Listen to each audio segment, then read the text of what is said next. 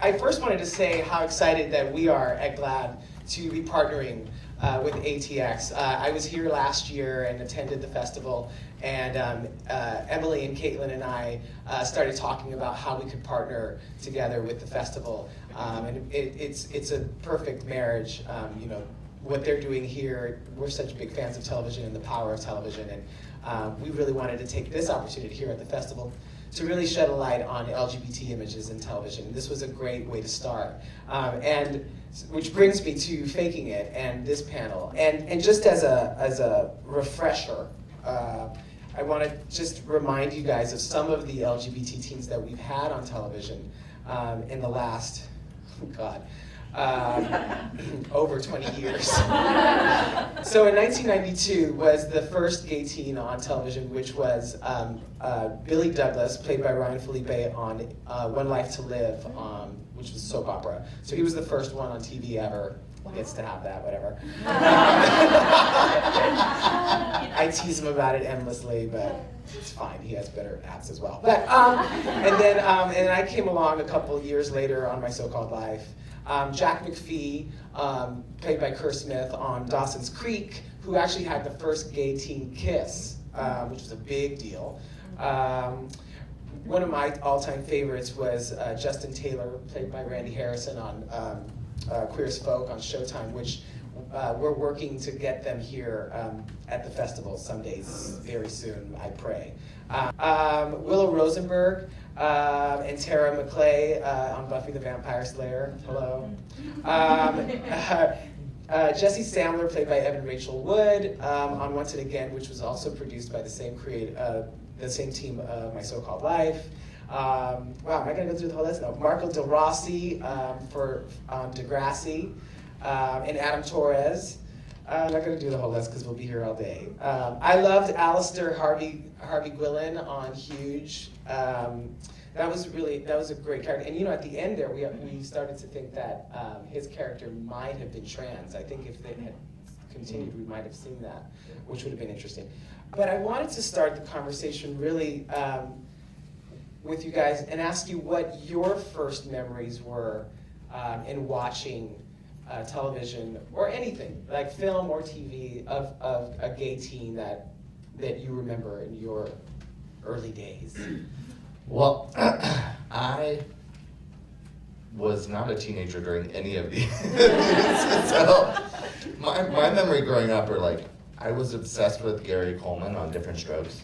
I was too. I think Gary might have been a little gay. I mean, what you're talking about, Willis, is not something a straight kid says. Joe Polnicek on Facts of Life. I was like, every time they made her kiss a boy, I was like, no, this should not be happening, and she and Blair are made to be together. So, you know, I always found myself gravitating to these characters that I didn't really know why. Like, I feel a connection to them, but I feel that they were never allowed to have any sexuality, anything, you know, that remotely reflected where I was. So, you know, I can't really say that growing up as a teenager I saw any representations of me. Right. Well, they weren't there. When I was really young, I remember just seeing certain characters in film and TV that I guess I knew were gay on some level, but like they didn't call it that, and they didn't have a full storyline. They just kind of like came in and left, or it was sort of like cautionary tale. I know a lot of old movies that are kind of like that.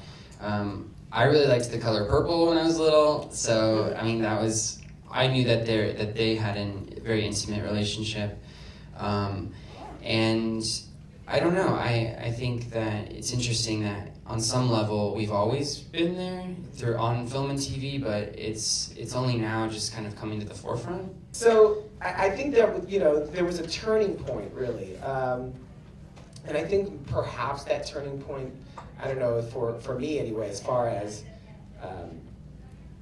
the characters on TV was Mark Indelicato on Ugly Betty, because he came on, and I don't know if did you guys watch? Yeah, were you familiar with it? So he came on, I think he was like 9 or 10. Very young. Right? And nobody, and the show itself, the network itself, which was ABC, was very reluctant and very hesitant to actually say that the character was gay. But then you saw him go through this process. I was like, well, if he's not gay, I don't know what gay is. And then, you know, then at the very last season, at the last few episodes, they went big, right? I have an interesting story about that. The very first project I sold when I became a writer was a show called Just a Phase, and it was about me growing up gay in the 80s. And it was Wonder Years told through the person, like if Arnold were, or if Kevin Arnold were gay. And ABC Family bought it. It was the first year they were doing scripted television. Paul Lee was the president, who's now head of ABC. And we shot it in Vancouver. It had this great little scene where, like, he had a crush on his science teacher, and he comes in the room, and it's this slow-mo, like, beauty shot of him, and you pass, like, 3 little girls who are like, do-do-do-do-do, and you get to this little boy who's like, do-do-do-do-do. And that happened, like, 3 minutes into the pilot, and we tested it, and that was back when they let creators go to pilot testing, which is like going and watching your child be, like, stabbed 1,000,000 times with an axe. It's, like, the most horrible experience. And you watch this little dial, and people watch it with a thing, and they go up if they like, and down if they don't, and the dial's going do do do do. And this scene, it was like do do do do do do boom, and ABC got really nervous, and then they were like, maybe you could just make it, maybe we'll just trim that scene back, and maybe we just, and ABC Family believed in the show enough to sort of push back to the heads of ABC, like, we believe in this, blah, blah, blah. They let us, we like recast, we made some changes, we pulled back a little, and then they killed it. But they were very nervous about it. And I don't think that show would be groundbreaking as much now. I think it would be kind of like, oh, cute, you know? You know what it reminds me of? When Bernie Mac, do you remember Bernie Mac on Fox? Bernie Mac's television show, the sitcom, was based on his stand-up. Yeah. And in his stand-up, the youngest boy was gay. It was based on his family that, you know, he took in his he adopted his sister's children. And in his stand-up, the youngest was gay. Like, he was clearly very effeminate and gay, and he talked about it in stand-up. But when they went to series, they didn't make him gay, they made him a nerd. Yeah, I remember that. Right, like that those things are equal. You know, what was interesting about character that you know, Shane on Faking It is, you know, on My So-Called Life, Ricky was basically, you know, the least popular person in school. He was a pariah, if anything, because of the fact that he was gay, or assumed to be gay. And on Faking It, it's the complete opposite. Shane is basically the most popular kid at school because he's gay. And so here we are, you know, 20 years later, and we've made that journey, right? That it is now so completely acceptable that it's actually become even the best possible thing you could be. You know, and then the girls at school, the 2 main characters on the show, actually fake being lesbians. In order to be popular in a super liberal high school, which takes place in Austin, Texas. Carter, do you think that Shane is popular because he's gay? And I think that in the school that we're setting in, being gay is his way of being unique, and being unique is celebrated. But I think so. I don't think it is because he's gay, but I think. And that's kind of an interesting parody of straight people in a way, because it's like, it's more cool to be accepting, and they're like, look how accepting we are. Like, it says more about them. Yeah. Right. Well, I do think that it's interesting that the fact that he's gay makes him unique, as opposed to disgusting or weird. Or pariah. Right. Yeah. Well, when I pitched the show to MTV, and Michael and I talked a lot about it, we really wanted Shane to have no shame. A shameless Shane, and I think it's mostly part of me wanting to think about what I'd be like if I went to high school now, feeling like I feel, you know, that I don't have shame about my sexuality, and it's taken a long time to get that way. And we've really enjoyed it because I think when you realize that the coming out story and the pain of that, if you can move beyond that, there's so many stories left for us to tell about gay characters, and there's so many moments that have become teen cliches for straight people that we've not seen gay characters go through. We see all these surveys that young people are much more tolerant and open-minded and accepting of gay rights and gay marriage, and so I really feel like this show it feels groundbreaking, but my attitude is, why haven't we already seen this? I feel why so. haven't we already seen this? Yeah, I think that I know that of some kids who have said that they related to this because, or either GBF or faking it because they're like, I feel like my friends only like me because I'm gay, which is a whole new story, And it's something I was thinking about this morning because this is about bullying, and our show kind of strays away from the bullying a little bit, and I feel okay about it simply because I don't want to keep telling this story of this cautionary tale of like the gay. It's really tragic to be gay, and it's really hard. And although it might be, I don't want it to give permission to people to be like, "Yep, that's how it is. Yep, we can continue being terrible and feeling awful." I'm hoping that this is sort of a ray of light and something to live up to. What we're finding is every year there are more LGBT teens every year. My question is, do we think that the networks and the studios are creating more LGBT teens because teens are more accepting, or are we seeing more accepting teens because we're seeing more LGBT teens on TV? It's more creators and people in our business who are creating the content, knowing that it's an excellent place to draw story. It's a way to make your show touch more people. We're lucky in that it's a business where there are a lot of allies that work in it as executives. There's a lot of out LGBT employees who fight for visibility on the network side. It's created a very warm environment for us to bring content to. I mean, MTV couldn't even air this on MTV Russia because it would be, it would be illegal. And Viacom is spending a lot of money on this show, so you have corporations willing to commit now, just like you see in the marriage equality movement, and take a stand and say, no, this is right, this should be put up. And that's very different atmosphere. And they're not nervous like they were even like 5 years ago.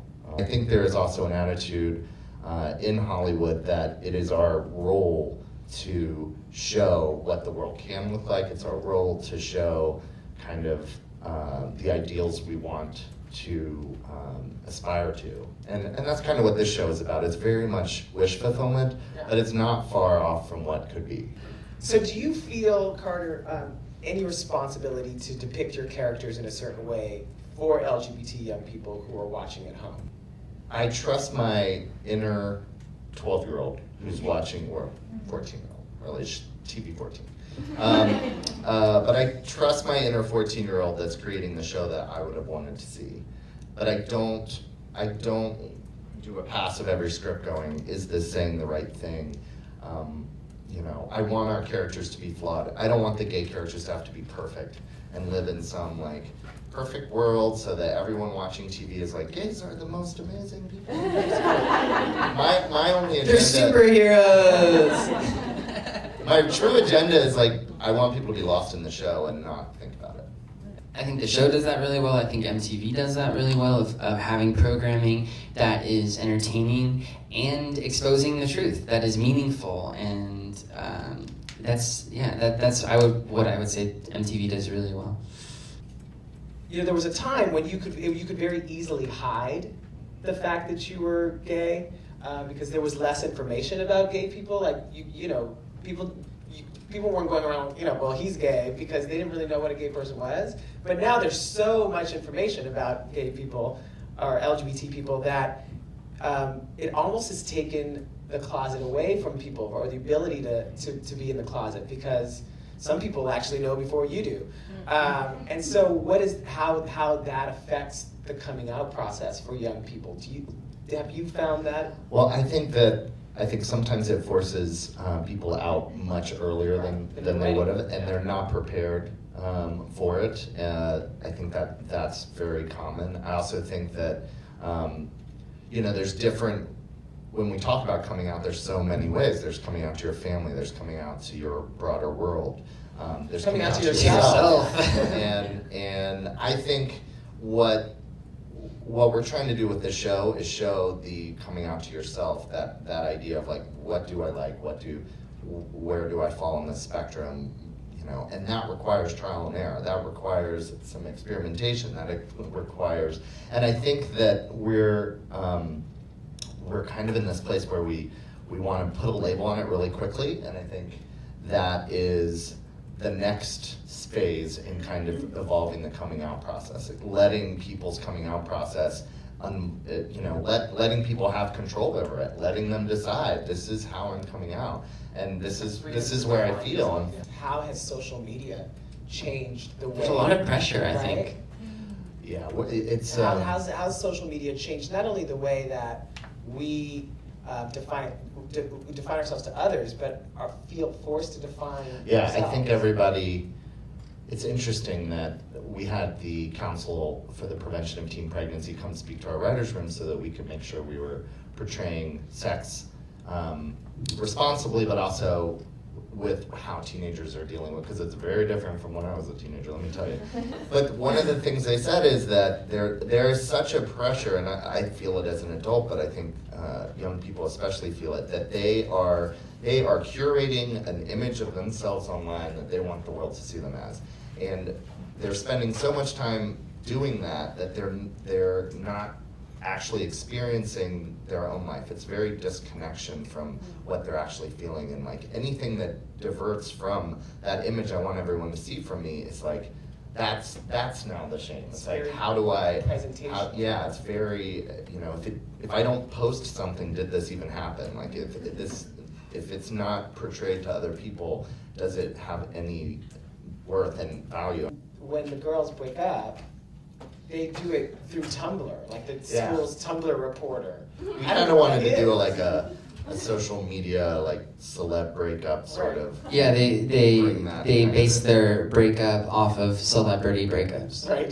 They do announce But I it. do think everybody kind of feels like they have their own like publicist now, like that they're their own publicist, and like I'm trying to like manage my image so that everyone, so I don't get cast in like the best friend group. Also find that the ability of people to connect, like as bad as it is, it also creates a lot of opportunity for people who do feel alone to connect with other people who feel the same way. So I don't think it's like all bad.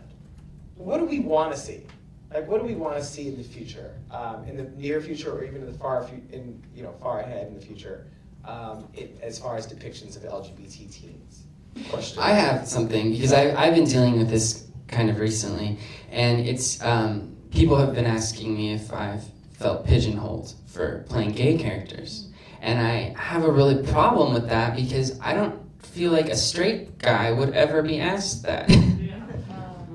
Am I wrong? I mean, you're absolutely right. I don't. If a straight guy played a bunch of hetero, like normative characters who are just hot, like would someone label them as your token hot guy? I don't even think they would be questioned that. They don't. Yeah, they don't, and so it makes me just want to keep playing gay characters, like exclusively. It's yet again something else we have in common. Right? Yeah. Like I talk about this all And the I never time. thought Since I was like 19 years old, people are like, well, are you worried that you're going to be playing gay characters the rest of your life? And I was like, no, I really hope I do. Right. Because there are so many gay people in the world and different gay experiences, gay male experiences. Yeah. If that's what I get to do, then I'm lucky, Right. Not every character you see me play is the same exact person. No, I'm not worried. Tom You Hanks. sure seem to be. Right. What's the key? Like, what do we do to make it different? Like, what do we do? Like, I don't know. I feel like that question assumes that where we are now isn't good, and I think we're in a really good place, and I think that my hope is that this just continues, and that as we get woven into the storylines of the future, that we are given just as robust storylines and experiences as the straight characters. I think what used to happen is gay characters were always viewed through the straight characters. They'll come out of the closet so we can see how our straight characters react to that, you know. Right. They'll have a love interest because it's going to affect our straight characters, and that's not really the case anymore. So, you know, I personally want to see more LGBT people of color. I want to see more of a diversity of experiences, of socioeconomic levels. and I do think we are on the threshold of true inclusion of trans people in like the Yes. struggle for representation, and I think that it's just starting. I think Orange is the New Black is like really. We happen to have one of the Putting stars this on here blast. in the audience. My very good friend Leah Delaria. Oh. is right here. That's truly the next place to go, and I think that you know it's been a long time coming, and I think that is going to be the next fight. But it's amazing to me to have an openly gay actor playing this role and being willing to sit on panels and talk about this. That is a huge sea change from even like 5 years ago. And I think Michael's a real vision of how we can present ourselves in the community when we come to this business and be our true authentic selves and find roles and succeed and do well. Amen. That's a really good question. I'll answer it two ways. One is MTV actually brought me the title and the premise. They bought it from a writing team who had pitched the idea of faking it 2 girls pretend to be lesbians. They had written an outline, and MTV didn't see a series there. It was kind of the series that we all wouldn't have wanted to see. And they approached me and said, you know, what do you think? And I was like, ooh, this is like, I don't, ooh. 2 girls pretending to be lesbians to be cool. And then I thought, well, maybe if it was set in the world's most accepting and tolerant high school, which we've never seen on TV, then I understand why they're making this lie. And if one of them has feelings for her best friend, then I'm involved in her journey. And I pitched that to them, and that got them really excited. So that's kind of how the show came about. It came to me as 2 girls, so I didn't really think about switching that up. And one of the reasons I think it works is because female friendship, especially as teenagers, it crosses an emotional line into a sort of possibly romantic place.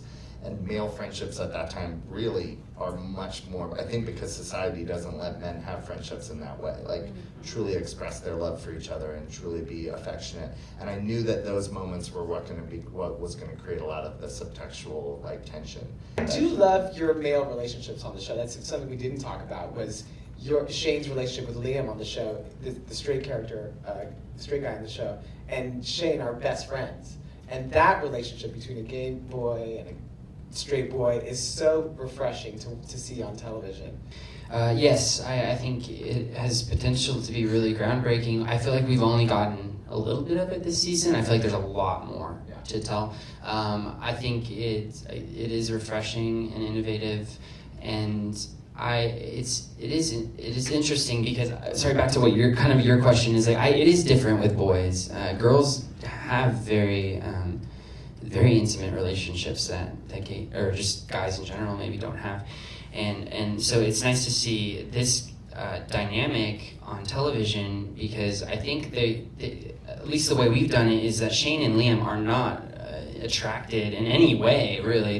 They've grown up together, and they're just friends, and they help each other with their relationships, and They're just friends. They're just friends. Yeah. And it's interesting because, and I hate to bring this back to me, but it reminds me of, when we started to do towards the end of the season of My So-Called Life, Brian and Ricky had started to develop this relationship, but that was more about a fascination with each other, like we were aliens to each other, kind of like unicorns, like, oh my God, and you guys are They're just like brothers almost. Right, and you guys are just kind of like, yeah, this is my best friend, right? Like it's that's kind of developed. Yeah, I think because Liam is a little more sensitive. He's an artist, and so he gets a lot of the same things that Shane gets, and he probably is a little more entertained by Shane, because Shane can be at the forefront while Liam kind of sits back observes, and yeah, it's very, very interesting. I love that part. I feel like we moved beyond showing parents just being like, no, it feels like we've seen that, and I think audiences get bored and they want new things. So now I think it's exploring what most of us can have, which is, okay, like, what next? And it's awkward and uncomfortable, and it takes a while to figure out, and it's not like everything's happy the next day. It takes a long time to figure out what the new normal is, and I think that we're starting to see more, less of the sort of extreme, you're thrown out of the house and we're not gonna, and we're starting to see more of the sort of shades of gray in the middle.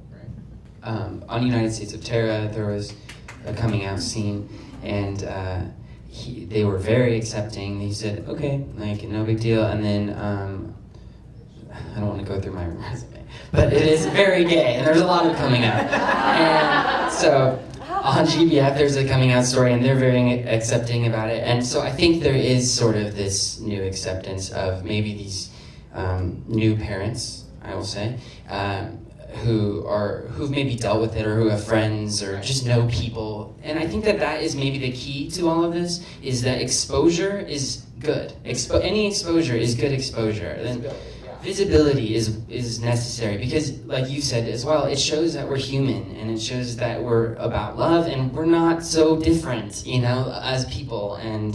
And that's sort of where I hope we're going. It's also the power of storytelling, right? New parents are parents who have grown up seeing stories and hearing stories of LGBT teens, and so if they find themselves in the position of actually having one, they have a reference point. And most of those, and they know that moment is a big deal. That Yes. could go horribly wrong for them if they don't handle it right. We've talked We about talk about this all the time. constantly. That is something we talk about all the time. We showed the first 3 episodes, and then we got crap for, or I won't say that. Shane was called flamboyant, and I was really surprised by that, because we did not go into that with that intention. He was just confident and exciting and humorous and all these other great things. but that came off as flamboyant, and it was a gay person that said they wished him to be more machismo, and I feel like masculinity in the gay community. Yeah, I think there's a lot of. But it's better to be more straight acting. Yeah, I agree. I think there's a lot of conflicting we agree. a little bit of self-hatred in some of that reflected. I'm gonna let Leah. Do you mind if I jump in this Yeah. conversation? Please. The issue to me, and having been a professional lesbian for 30 years, is there is no such thing as a gay community. We are a Thank bunch you. of faction-off groups that don't trust each other. And in that mistrust, we're always pointing our fingers at ourselves. There's a ton of infighting within our community. And what's happened as our war, our battle, our struggle for civil rights has been taken over by middle-class, mainstreaming assimilationists. They do not like the Butch Dyke or the Very Nelly Queen. And that's become a huge issue within the modern struggle. And personally, something I rail against constantly, because if it wasn't for Nelly faggots and Butch Dykes, there wouldn't even have been a Stonewall riot. And that's it's an important part of who we are, and it's an important part of our history, and that story needs to be told. Once you forget where you came from, you're lost.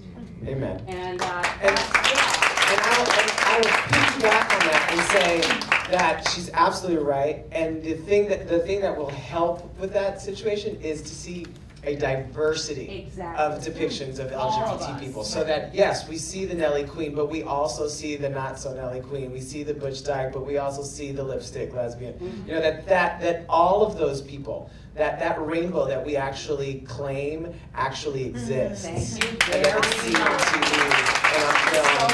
And that there are people of color, and there are trans people. Preach. Don't get me started.